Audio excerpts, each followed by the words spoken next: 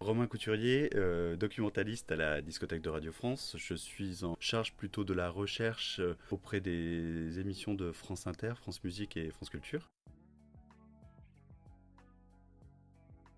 Chaque matin, on reçoit en fait un conducteur, donc le conducteur de l'émission. Mishka nous donne, en fait, nous indique les titres qu'il veut diffuser. Je vais faire une recherche dans la discothèque numérique centrale de Radio France, donc la DNC, et donc je tapais Underworld avec Another Silence Way, voir s'il se trouve et si on l'a ou pas. Et donc je crée une playlist et je mets tous les titres à disposition du réalisateur. Alors si on les a pas, on va aller chercher sur plusieurs outils, notamment un site qui s'appelle Qobuz, qui est un site français et c'est une plateforme en ligne en fait musicale dans laquelle on peut aller chercher et écouter et acheter de la musique. Je regarde aussi bien évidemment si on ne l'a pas en stock parce qu'on a beaucoup de disques qui n'ont pas été encore numérisés. Donc ils vont me donner la thématique et moi je vais essayer de leur mettre à disposition de la musique instrumentale pour en fait habiller ce reportage, parce que si on diffusait un reportage brut avec juste des interviews pendant 1 heure, c'est quand même assez long,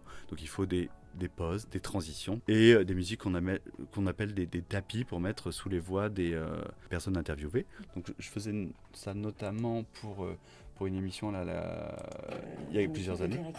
Donc voilà, on entend cette musique là.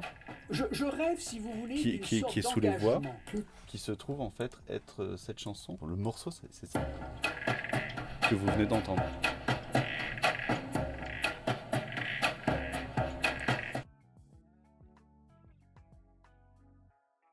Et c'est vraiment subjectif, je pense.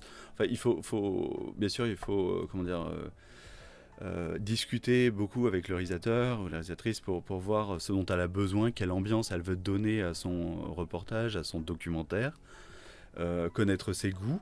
Et c'est vraiment une collaboration qu'on entretient avec un réalisateur. Il y a aussi un énorme travail de chansons thématiques. Et après, il y a bien sûr le bruitage.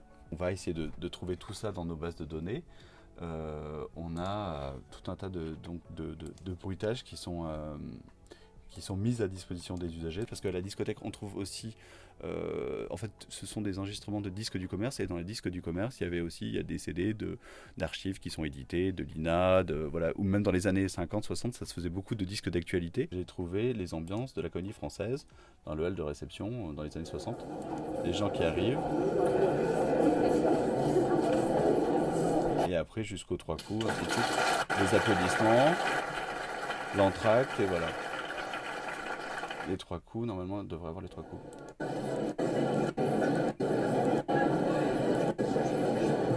Voilà, on entend. 2, 3. Voilà. Dans notre boulot aussi, il y a peut-être aussi l'aspect donc de trouver des pépites qu'on va faire par des recherches grâce à des expositions. Et là, donc récemment, en fait, je vais mener une recherche donc sur nos différentes bases de données, et notamment sur un outil ancien que nous avons à la discothèque qui s'appelle le fichier manuel. Et donc dans ces fichiers manuels papier, on trouve tous les titres qu'il existe dans les albums, 33 tours, 45 tours. Donc on peut chercher par titre, par interprète ou par auteur.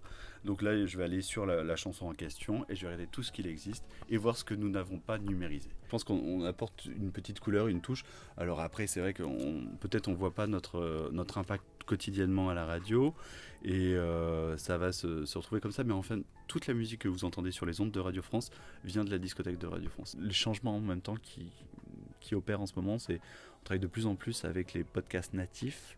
Ce qu'on appelle donc podcast natif, pour ceux qui ne connaissent pas trop le jargon, ce sont des émissions de radio qui ne sont pas diffusées à la radio. Voilà. Et notamment, on en a développé sur Inter plusieurs. Il y a les Oli pour les enfants et il y a les Odyssées. Donc je travaille sur les Odyssées qui sont pour les ados, enfin jeunes, entre 8 et 15 ans, et qui reviennent sur des Odyssées de personnages célèbres. Et notamment, l'autre jour, j'avais travaillé sur Calamity Jane. Et du coup, il m'a demandé de l'illustration en mettant du Ennio Morricone. Donc voilà, c'est le cas. Très bien tiré à la carabine. Calamity Jane est une légende. Derrière, on entend « Il était une fois dans l'Ouest ». 1000 aventures. Sur elle, on a raconté beaucoup de choses. Qu'elle se vante qu'elle aime un peu trop la bagarre et qu'elle cherche souvent les ennuis. Peut-être. Vous voyez, on entend un pistolet qui a tiré, derrière elle fait rogner. Donc tout ça, c'est des bruitages que peut-être que j'ai aussi aidé à trouver. Et la réalisatrice aussi a fait bien sûr sa part de travail. Et là maintenant, ce qui est pas mal pour ces émissions, on m'envoie le texte. Donc là, c'est quand même bien pour situer, de voir ce dont on a besoin. Donc voilà.